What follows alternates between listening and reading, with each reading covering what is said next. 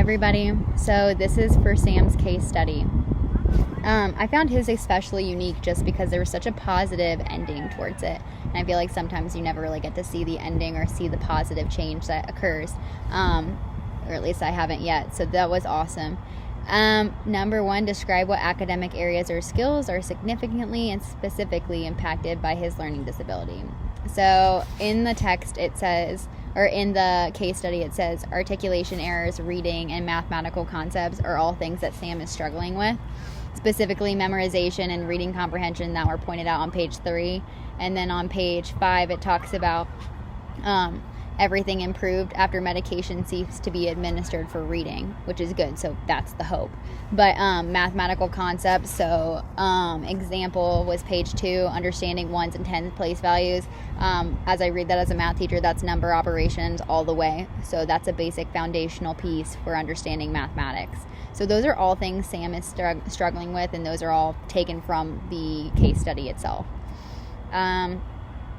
Review the characteristics and definitions in 1 and 4. Explain what evidence exists to show that Sam has a specific learning disability. So, yada, yada, yada. Basically, from our textbook, page 10 of Learning Disabilities and Related Disorders, it says that a learning disability is a neurological condition that interferes with a person's ability to process or produce information. It can affect a person's ability to read, write, speak, spell, compute math, reason, and also affect one's attention, memory, coordination, social skills, and emotional maturity. So obviously, as I read that definition out loud, memory, the ability to read, compute mathematics, those are things that Sam has going on, that it's being affected. So those are definitely one key thing in seeing that this is a specific learning disability. The federal definition on page 12 in our text talks about 3 big points. So the individual has a disorder in which one or more of the basic psychological processes happen and occur in the mental abilities. So for him specifically, it was memory. It was developing his memorization abilities. It was oral language. It was thinking, which is reading comprehension, being able to think and solve. The individual has a difficulty in learning, specifically speaking, listening, writing, reading, and mathematics. So those difficulties we saw in mathematics and for reading, specifically reading comprehension. And lastly, the problem is not primarily due to other causes like visual or hearing impairment. So his causing of seizures does not actually affect his specific learning disability. So that's how we know, based on the federal definition, that he does have a specific learning disability. Okay, so at the elementary level, which it talks about in our textbook on page 18, it says the inability to attend and concentrate is one of those signs that Sam could have a specific learning disability. The case study actually describes him as impulsive, inattentive, and having obsessive compulsive behaviors on page 1. They also describe him on page 2 as unfocused, having unfocused work habits and the inability to complete class assignments.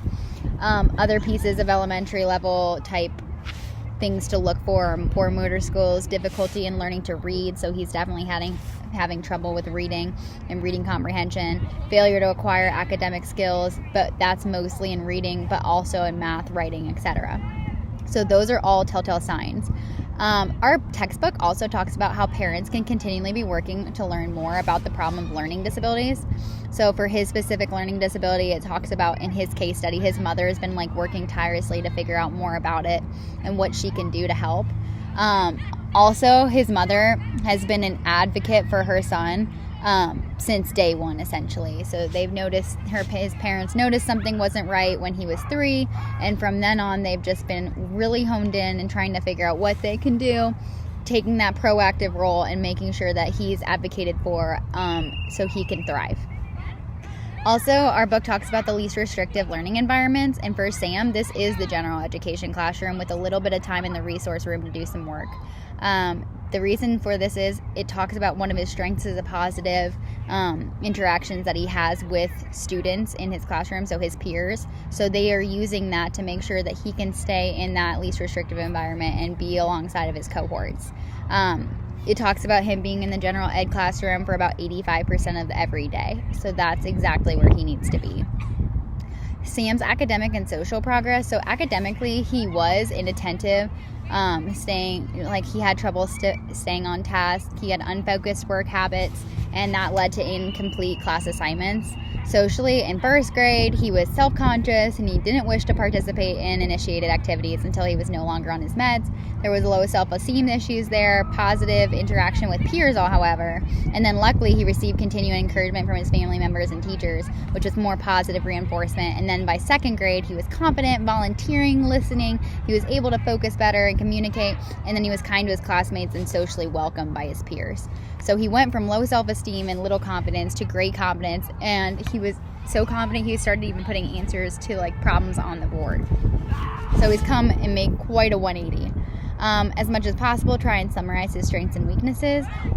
This is important, obviously, for understanding Sam as a student and the learning disorder that we're dealing with. So for weaknesses, mathematical reasoning, memorization, reading comprehension, impulsivity, inattentiveness, trouble staying on task, and the medication he's on. Those are all weaknesses Sam has. So a lot of those stem from the medication he was on.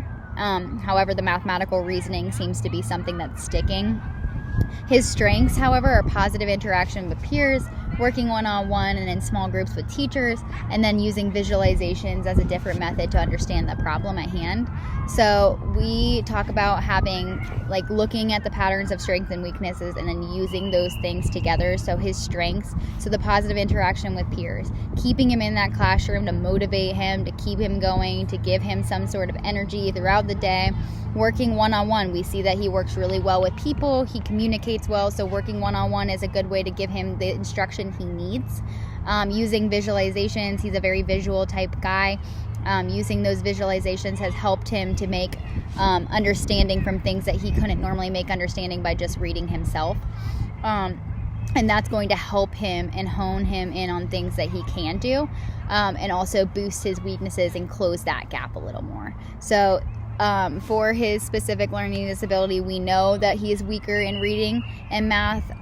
Specifically with reading, he's grown. We've seen a lot of growth from the first year, so first grade to the second year, so second grade, just through doing different types of modifications from the teacher. The teachers have been very good about modifying things for Sam and making sure that he's accounted for and make sure that he's understanding the material without having a tremendous amount of difficulties going forward. So when they use visual aids, when they use one-on-one, when they use writing instructions and assignments on the board and different other materials for Sam, he seems to do a lot better. So if you get in the habit of doing that, having other teachers, different coordinators, multiple staff members, or meeting Sam's everyday needs, that's where he ends up.